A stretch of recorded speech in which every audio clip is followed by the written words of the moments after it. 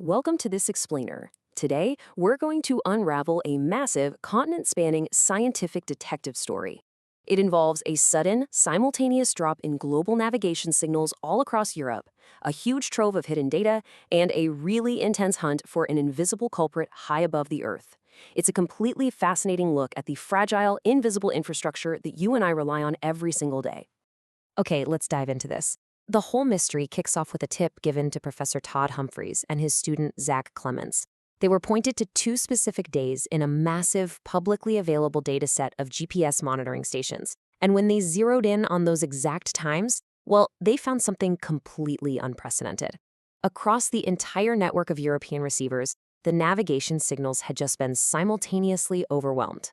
As Professor Humphreys said, the world had quite literally never seen this before.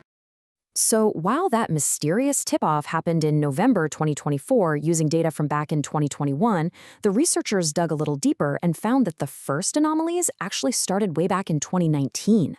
By combing through all this historical data, they ended up mapping out 75 distinct days where receivers across a massive geographical area all simultaneously reported that their navigation signals had just been completely drowned out. And just to give you a sense of the scale here, the measured signal-to-noise ratio dropped by roughly a factor of 10. This wasn't some minor, ignorable glitch.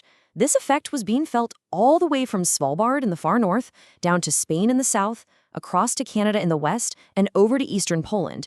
And interestingly enough, the pattern across Europe made it look like the blast center was situated somewhere around Poland or the Kaliningrad area. So naturally, you've got to ask, could this just be a ground-based jammer? I mean, Kaliningrad is heavily militarized, it's known for electronic warfare. But we can actually rule that out instantly. Why? Simply because of the curvature of the Earth. Even the highest radio tower you could possibly build in Kaliningrad could only affect aviation as far as Denmark. A ground-based source physically cannot broadcast a line-of-sight signal to Spain and Svalbard at the exact same time. And that brings us to simple geometry, which gives us our next major clue. To hit all of those geographically distant stations simultaneously, and just to clear the horizon from the perspective of every single receiver, the source had to be incredibly high above the Earth. We're talking at least 1,200 kilometers up. That is way higher than the International Space Station. The culprit was absolutely in space. And this brilliantly illustrates why we can rule out nature. Sure, the sun is a known source of radio interference, but solar storms are broad. They affect the whole sunlit side of the Earth, and they build up slowly over time. But our anomaly? It was a narrow 5 megahertz slice perfectly centered right on the GPS frequency. It was highly concentrated over Europe, and it hit in these abrupt 3 to 5 second bursts. The data proves for sure this wasn't the sun. It had to be a satellite. Section 1. The rules of the game. How your phone knows where you are. Before we go hunting for this specific satellite, we really need to understand the rules of the game here. Why is this frequency so important? And how do global navigation satellite systems, or GNSS, actually work? This invisible utility dictates almost everything your smartphone does, and honestly, the math is just incredible. First, your phone calculates its exact distance from a satellite based on how long the signal takes to arrive. Then you intersect 3 of those satellite spheres to narrow down your general location.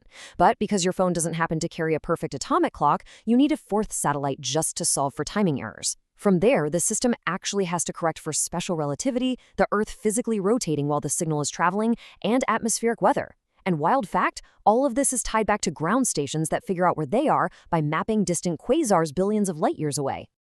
But here is the massive vulnerability we're dealing with. 10 to the negative 16 watts. That is a tenth of a quadrillionth of a watt. These satellites transmit with about 50 watts of power from 20,000 kilometers away. So by the time that signal actually reaches your phone down on Earth, it is insanely quiet. To put that into perspective, it's basically the equivalent of trying to look at an old-school light bulb from 2 Earth diameters away. Because these crucial navigation signals, which sit in a protected band between 1.1 and 1.6 gigahertz, are so incredibly faint, they are highly susceptible to jamming. Jamming is simply broadcasting a stronger noise on that exact same frequency. If the GPS signal is a whisper, a jammer is basically someone yelling right next to you. And in this case, someone, or something, was yelling from space. So the crucial point is we have to transition back to the mystery and hunt for a specific satellite. Section 2. Hunting a satellite suspect. The lineup. So how in the world do you pinpoint one single satellite doing this? Working backward from signal strength is incredibly difficult in space because we don't know the satellite's transmitter power or the shape of its beam. The researchers needed a completely different way to identify the suspect responsible for flooding this protected band, which, by the way, was happening mostly during European business hours. Well, they used a brilliant geometric filter. They started with over 15,000 active satellites in orbit. If a satellite caused interference at all these stations simultaneously, it had to be above the horizon for all of them at once. That immediately eliminated 98% of the satellites, leaving about 200, mostly in high geostationary orbits. Finally, by filtering for satellites that were present during all 75 distinct anomaly events, they narrowed the entire suspect list down to exactly 14.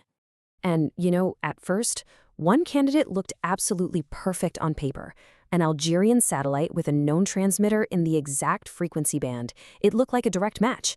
But when the researchers examined the data closer, they realized the signal from this satellite actually dropped in the exact same proportion as the background noise. So it wasn't the attacker.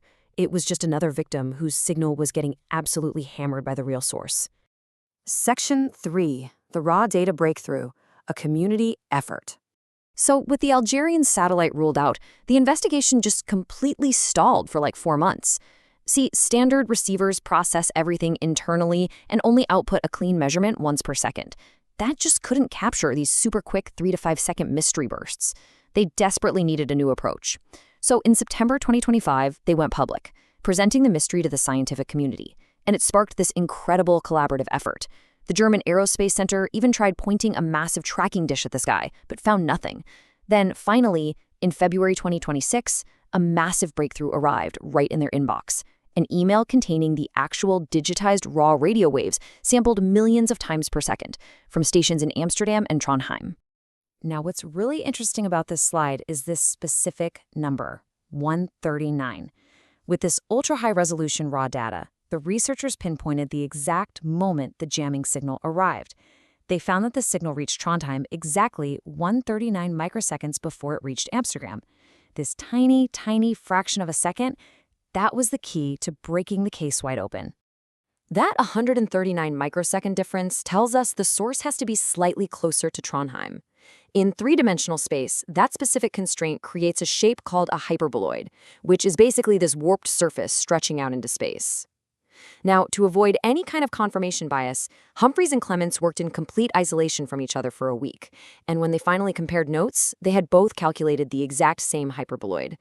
And because the raw data was so incredibly precise, this mathematical curve in space was only 5 meters thick. Section 4. Unmasking the culprit. The data points to 1. All right, now the team had a ridiculously strict test to apply. They took the known orbit of every single satellite in space and checked it against this 5-meter-thick hyperboloid. If a satellite didn't perfectly ride that exact spatial curve during the 2.5 seconds of recorded raw data, it was eliminated. Well, the results pointed directly to one single source, Cosmos 2456, a satellite functioning as part of an early missile warning system, aligned perfectly with the spatial curve to within just 200 meters, which is well within the public data's margin of error. Cosmos 2456 actually sits in a highly elliptical Molniya orbit, which is part of a 6-satellite constellation designed to purposefully linger high over the northern hemisphere. So you've got to wonder, what's the actual point of these bursts? Well, the scientific community has 2 leading theories here. Theory A suggests this is a periodic test of a space-based jammer, deliberately broadcast slightly off frequency so as not to cause total disruption during peacetime. Theory B, on the other hand, argues that these are very brief, covert communications messages, hidden on protected navigation frequencies, so adversaries won't dare jam them. Interestingly enough, a secondary burst was also detected aimed at the Chinese Beidou frequency, which really adds weight to the intentional nature of the signals. Let's move to and see how this builds into Section 5, Protecting Our Fragile Future, the Invisible Utility. You see, this isn't just some abstract physics problem happening in a vacuum. We're talking about the fragile infrastructure of our entire modern world. GNSS is truly an invisible utility. We rely on these faint signals for almost everything. They synchronize global financial systems, they keep cell phone towers precisely on time, they underpin global aviation, commercial shipping, logistics networks, and yep, even your dating apps. A disruption from a constellation in a high Molniya orbit wouldn't just affect a local battlefield, it could simultaneously affect hundreds of millions of people across entire continents. But hey, it's not all doom and gloom. The scientific community is already on it, actively working on resilient backups. Countries like South Korea and the UK are really leading the charge here. They're sharing atomic clock time through secure underground fiber optic cables. They're building high-powered terrestrial broadcast towers called Aileron, which are incredibly difficult to jam. And they're developing cutting-edge magnetic and quantum positioning systems that don't rely on space signals at all. We absolutely have to build out these backups because it all points back to one stark reality. With our entire modern world currently hanging by a thread of incredibly weak satellite signals, what happens if a space-based capability like this is fully switched on in anger? It's a huge question that researchers and engineers are racing to answer right now just to ensure our invisible infrastructure stays online. Thank you so much for joining me for this explainer. Keep questioning the world around you.